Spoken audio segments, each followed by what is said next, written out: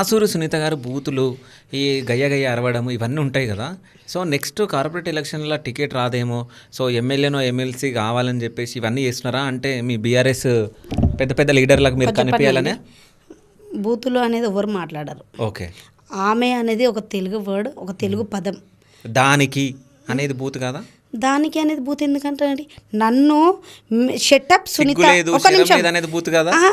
షెట్టప్ సునీత అన్నప్పుడు నన్ను ఒక మేయర్గా మేము అడుగుతున్నప్పుడు మీరు షెట్టప్ అని మమ్మల్ని అంటే మేము దానికి అని ఎందుకండి బరాబర్ అంటే నీకు అనే రైట్స్ మాకు ఎవరిచ్చిర్రు మేమే అడుగు కూర్చోబెట్టినాం. మీరు కరెక్ట్గా మాకు రెస్పెక్ట్ ఇస్తే మేము కూడా ఇస్తాం. మేము ఎందుకు ఇవ్వము దానికి అంటే ఇంకేమని అంటాము. మాకు ఫస్ట్ రైట్స్ రెస్పెక్ట్ ఇవ్వాలా. సునీత షెట్టప్ అంటే ఏలెత్తి చూపియొద్దని ఆమె మాట విన్నారండి. కవిత గారు ఏలెత్తి చూపియొద్దని అంటది, ఆమెను ఏలెత్తి ఇది తీసేసి మళ్ళీ ఏలెత్తింది. మీరు చూడండి వీడియోస్.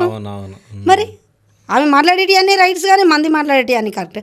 అంటే మేము మాట్లాడితే బూతులు, వాళ్ళు మాట్లాడితే సంప్రదాయమా?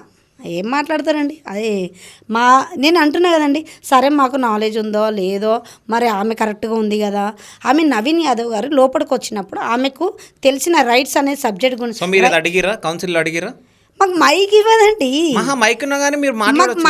మేము అందుకోసం అంటున్నాము. మీరు ఆమె వర్షన్ విన్నారు మైక్లో, మా వర్షన్ వినలేరు అక్కడ.